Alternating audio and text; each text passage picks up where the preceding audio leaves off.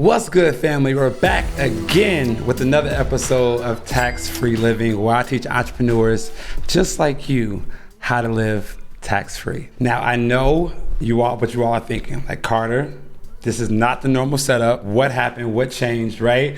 So I'm here to let me let you in on my life. So at the end of December, my lease in LA was up for renewal, and I'm like, I could renew here, but I kind of want to move somewhere else, right? I want to move somewhere else, getting kind of, bored with the same mundane lifestyle out there. And I didn't know where in the US I wanted to move. As I contemplated, I was like, why does it have to be in the United States? Like, why do I have to live in the United States? I have a digital business. I can work from anywhere. So why do I have to live in the United States? So I questioned myself, what if I want to live in another country? Like, what if I want to do like a 3 to 6 or 8 month stint in another country? Could I do that? And where would I go? So after a couple days of deliberation, I decided to take my talents to Medellin, Colombia. So as of this recording, I am in my new apartment in Medellin, Colombia, and I could not be happier with my decision because, again, guys, I created my business because I want to have a lifestyle of location freedom. And for me to have the location freedom and not take advantage of it, I feel like was irresponsible. So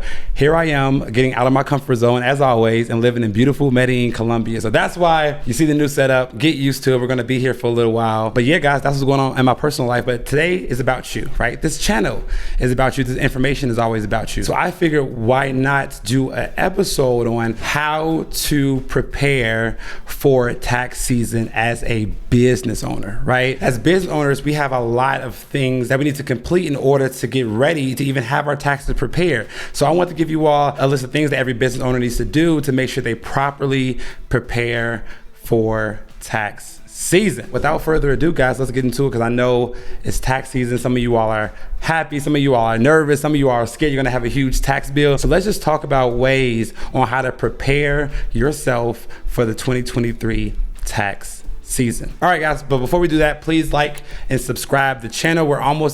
I believe we're almost at 10,000 subscribers. Share this video with anybody who you know that can really use this information. So let's get into it, guys. So I created this 7-step framework of things that you can do to properly prepare for the 2023 tax season. First, make sure that we can lower our tax liabilities in 2022 for the 2023 tax season. So Carter, what do you mean by that? Usually after the year closes, right now that the 2022 year is closed out, there's not many things that we can do in 2023 to lower our tax bill for the previous year. But there are a few things that we can do.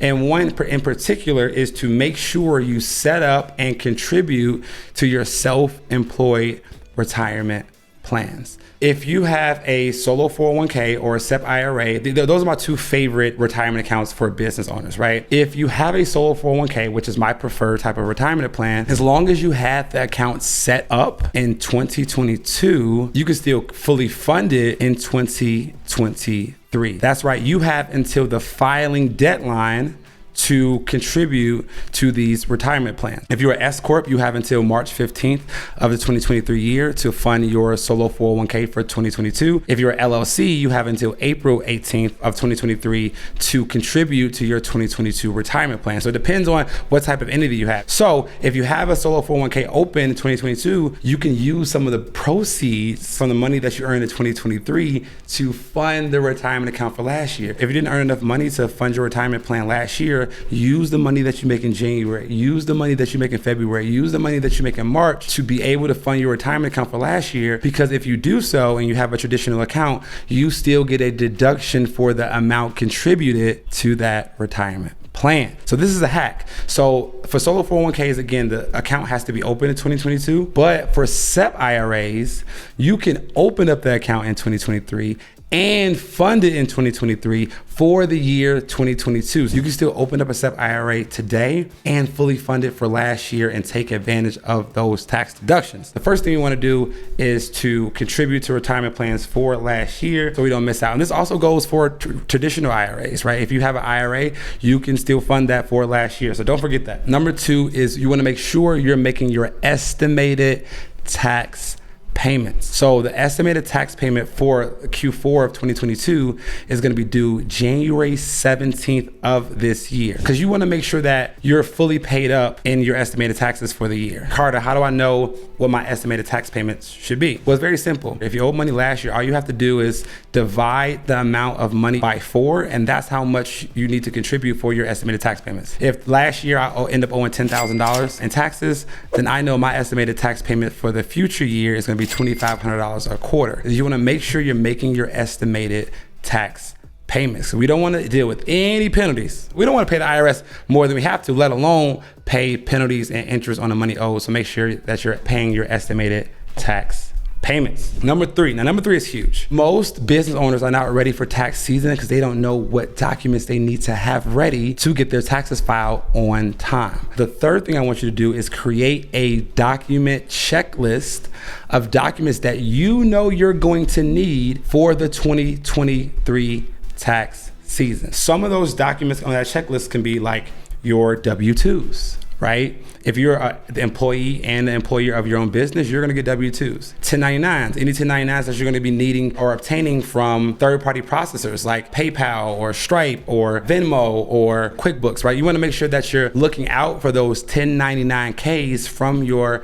payment processors, right? Another document that you're going to be looking out for is your mortgage documents if you own a home. So you want to create this document checklist of things that you know you're going to need in order to file your personal and your business taxes. So create this document checklist, and as documents come in, simply check them off as they come in. And then when everything's checked off, you can then start give your documents to your tax preparer or your CPA so that they can begin the tax filing process. One of the main reasons people don't get their taxes filed in time is because they get their documents over to their tax preparer too late, and they end up either missing the deadline or having to file an extension. So guys, if you just get this document checklist ready, you'll have everything you need, and you know what you need to have a successful 2023 tax seasons. As your documents come in, try to keep digital copies and then put those copies into a folder so that you can easily keep them organized and easily get them to your CPA come tax time. Number 4 is very, very, very important. This is another one of those things that can help you not just get prepared for the 2023 tax season,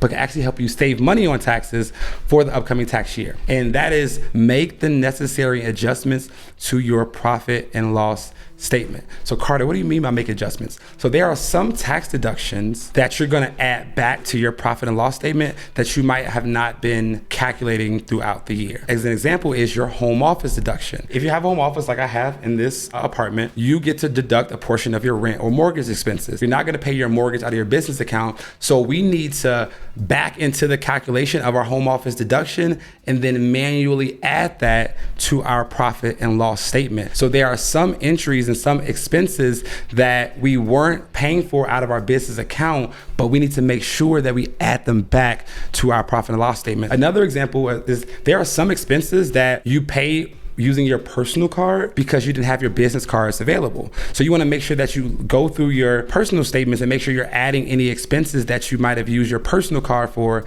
that were business expenses. Another great example of an add back for your profit and loss statement is adding back your automobile expenses. If you had an automobile that was both personal and business and you were paying for out of your personal account, you want to make sure you add those automobile expenses back to your business P&L statement. So these are all adjustments that we need to make in January to make sure that we're not missing out on any deductions, guys. We don't want to miss out on any deductions. So we want to make sure that we're making those necessary adjustments to our profit and loss statement. Number 5 is very important for business owners. Number 5 is to make sure that you issue your W-2s and 1099s to your employees and contractors. Listen to me, business owners. If you do not issue W-2s and 1099s by January 31st, you can be penalized per report.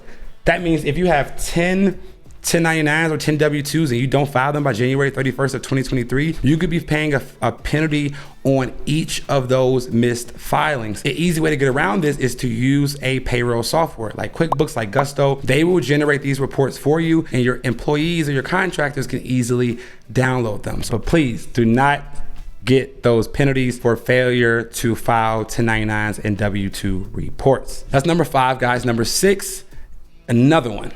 Another one. This is another one that can help you save massive dollars in taxes, and that is making your S-election for the 2023 tax season. Remember, if you're a business owner and you have an LLC and you're making over $40,000 in net income, you need to be filing the S-election because you need to be upgrading your LLC to a S corporation. This is going to help you save massive dollars on taxes. And we have until March 15th of this 2023 year. If you feel like your business is going to have a great year, you're going to make more than $40,000 net income, please make that S-election when you file your taxes. So that way, this year, you could be an S-corp and start saving massively on taxes. That was number 6, guys. Number 7, last but not least, is to send over your documents to your accountants early. Guys, as a CPA, as a former tax preparer, the worst thing in the world is having that one client